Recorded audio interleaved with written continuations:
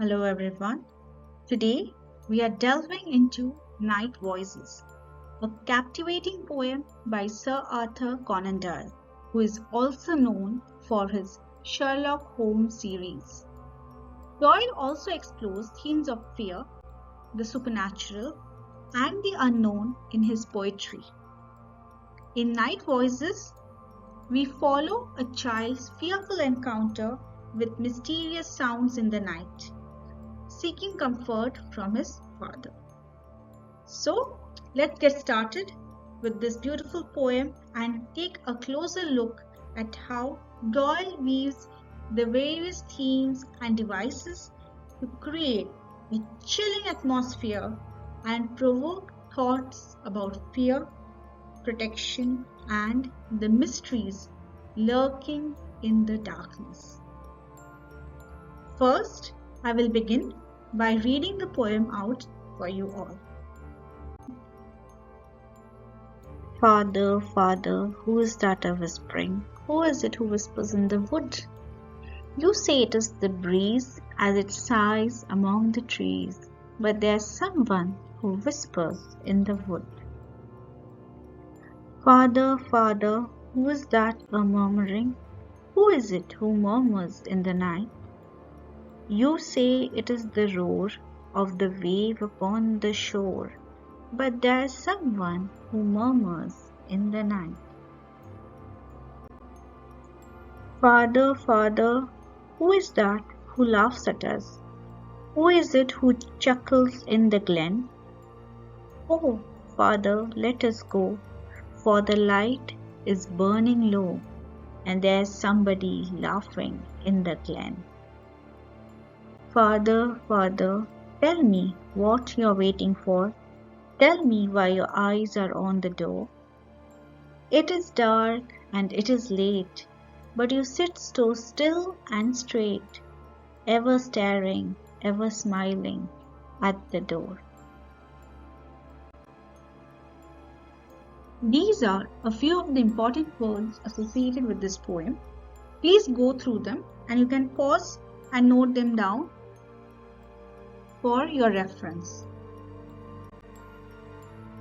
Now I will begin by discussing and explaining the first stanza to you. In this opening stanza, a child is addressing his father with growing unease, reacting to faint whispers heard outside. The setting is nighttime, likely in a remote or rural area where sounds in the wood can feel mysterious or even threatening. So the woods are very dark and the child is just standing there and feeling a bit of unease because he thinks that there are some whispers out there. The child is repeating, "Who is it?" and it reveals both curiosity and fear. The third line says, "You say it is the breeze as it sighs among the trees." So here it can be said that the father is attempting to comfort the child by offering a natural explanation, attributing the sound to the wind moving gently through the trees, a breeze that sighs. Yet the child remains unconvinced. His final line in this stanza repeats the earlier concern, implies a growing suspicion that something more than mere nature is at work. So the child thinks it is not only that the wind which is whispering by, but something else. And this tension, it sets the tone for the entire poem between rational explanations and perceived supernatural disturbances. This first stanza subtly introduces the central themes or the central ideas based on which the poet frames the entire scenario of this Night Voices.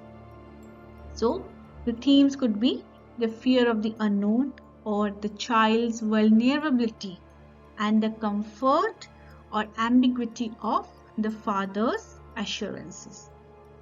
The first stanza, it creates an eerie atmosphere where the natural world feels alive, and possibly sentient.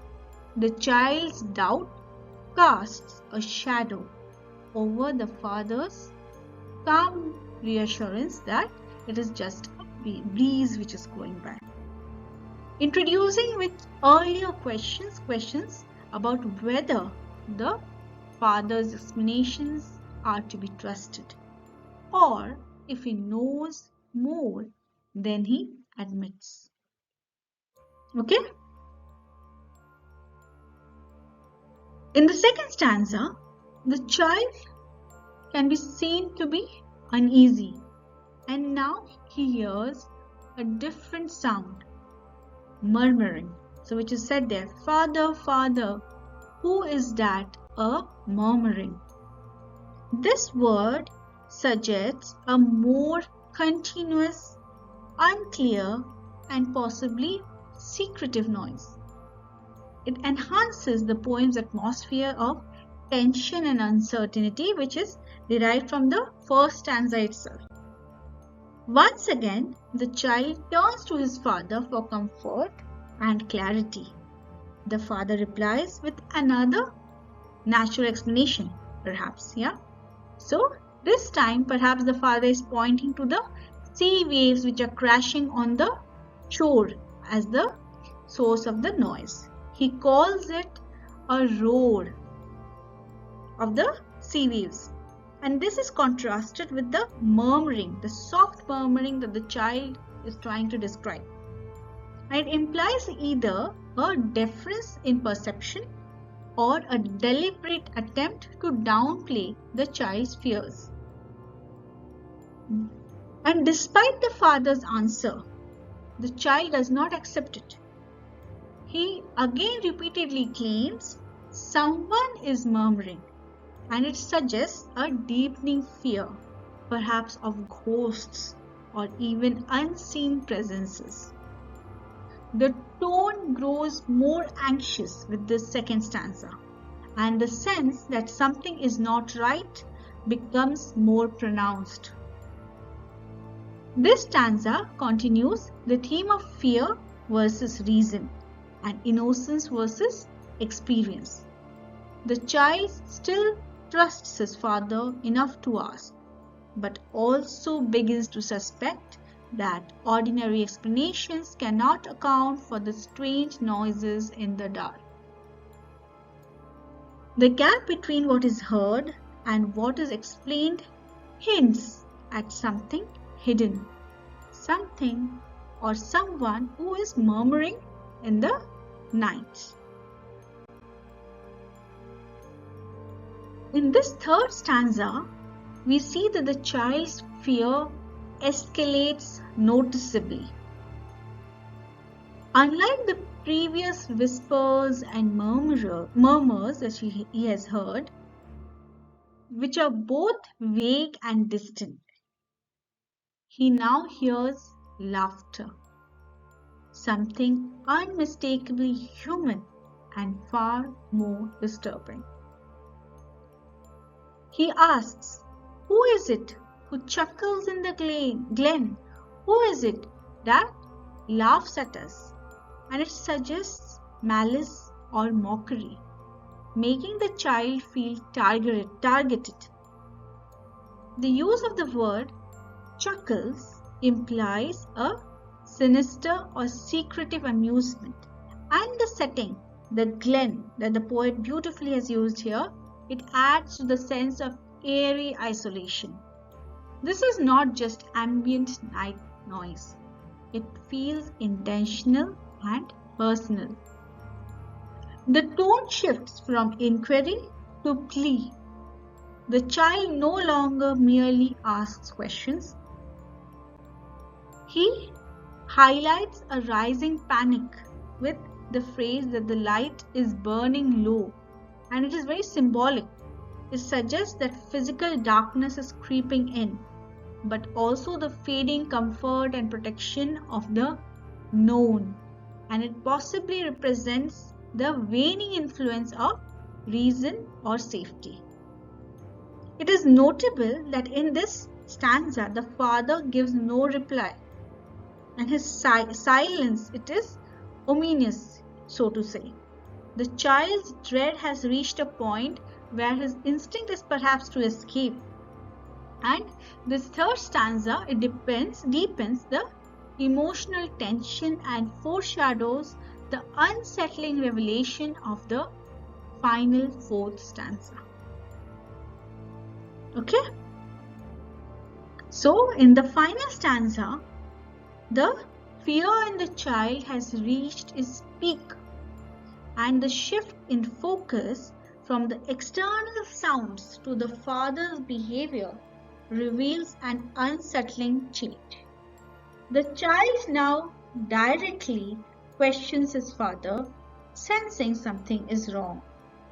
The child's perceptions of his father's actions, that the eyes of the father are on the door and he's questioning it, and the father is sitting still and straight, the posture. It suggests that the father is not as calm or unconcerned as he once appeared.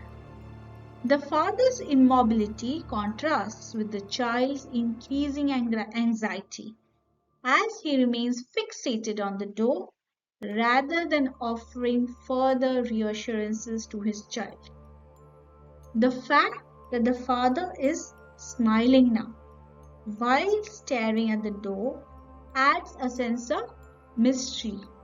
Almost a supernatural quality is added to his character. It implies a disturbing calmness or even a knowingness that the child does not yet understand. The father's smile might seem reassuring, but in the context of the child's growing fear, it becomes very unsettling. And this smile is no longer a symbol of comfort, but rather of something ominous which is going to happen.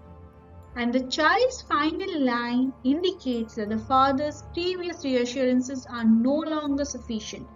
The atmosphere has shifted from external danger, the noises, to internal tension, the father's behavior, and it signals a deep rupture in the child's sense of security.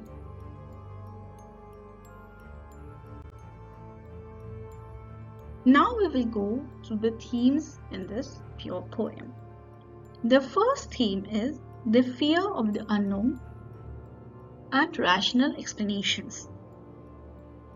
In this poem, The Night Voices, the fear of the unknown plays a very central role. The child hears strange, unsettling noises in the night, whispers, murmurs, and laughter, which he cannot explain. These mysterious sounds stir deep fear in the child, as they represent what he cannot understand. The unknown evokes a primal fear, especially at night when the darkness amplifies his anxieties. The father, however, offers rational explanations, suggesting the noises are caused by natural things like the waves or the wind. This contrasts with the child's perception, where the sounds feel supernatural and menacing. The father's attempts to explain away the fear only widen the gap between reason and emotion. As the poem progresses, the child's fear intensifies, and his growing sense of something sinister contrasts with his father's calm demeanor. This tension between the supernatural, that is, the unknown, and the rational explanations captures the conflict between what we can't explain and the desire to find logical answers. The child's fear of what he cannot see or understand is a reflection of how the unknown often holds more power over us than what is easily explained. The second theme is innocence versus experience. And this theme is evident throughout the contrast between the child and the father. The child embodies innocence, experiencing raw emotion and fear in response to the mysterious noises he hears. His fear is not based on reason but on instinct and imagination. He struggles to understand the noises and feels threatened by them, as his innocence makes him more susceptible to fear and uncertainty. In contrast, his father represents experience, rationality, and authority. He attempts to calm the child by providing logical explanations for the sounds, attributing them to natural causes, for instance, the wind. However, his explanations fail to alleviate the child's fear, as the child's emotional response to the unknown is stronger than the father's reasoned approach. The child's innocence makes him more attuned to the mysterious and unsettling elements of the night, while the father's experience blinds him to the child's emotional world. The third theme is parental protection and ambiguity. In Night Voices, this poem, the father initially appears as a source of protection, offering rational explanations to comfort his child, and the child turns to him for reassurance, expecting safety and clarity in the face of fear. However, as the poem progresses, the father's role becomes increasingly ambiguous. His behavior shifts, particularly in the last stanza, where he is seen to be staring at the door and smiling airily. And this unsettling change creates doubt in the child's mind about the father's true intentions. His actions raise questions about whether he knows something the child doesn't know, and it is affecting the child. The shift in the father's behavior challenges the child's perception of protection and safety. This theme of parental protection and ambiguity explores the complexity of parental figures, showing that even those who are supposed to provide safety can also be sources of uncertainty and fear. The last theme associated with this poem is isolation and vulnerability. And this is a prominent theme as the child feels alone and exposed to the mysterious voices and forces of the night. The setting, a dark, secluded place, emphasizes the child's isolation. With only his father as a companion, the child is left to navigate his fear in an environment where there is little external comfort or reassurance. As the night deepens, the child's fear grows stronger, especially when the father's reassurances no longer seem sufficient. The vulnerability is heightened when the father's strange behavior in the final stanza undermines the child's sense of safety. And the child's vulnerability is further intensified by the mysterious and unseen elements of the night, showing how isolation can make fear feel more overwhelming and real. The next set of slides give the figures of speech associated with this poem in a stanza-wise manner. So there are a total of 4 slides, and I request you to go through them at your own pace.